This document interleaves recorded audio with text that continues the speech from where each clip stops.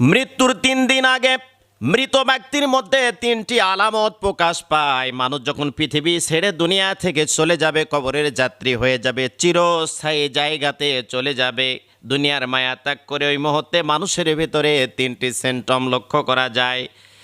1 নম্বরে হলো খাবার দাবার বন্ধ হয়ে যায়, পরিবর্তন হয়ে যায়। আগে কত খাবার খেত, অনেক খাবার খেত, মুখে অনেক রুচি ছিল, কিন্তু দেখা যায় মৃত্যুর আগ মুহূর্তে এসে মানুষটা যখন বুঝতে পারে আমি আর দুনিয়াতে বেঁচে থাকবো না, আস্তে আস্তে করে তার খাবারটা সংকীর্ণ হয়ে আসে। 2 নম্বরে মানুষের কথার ভিতরে ভিন্নতা দেখা যায়।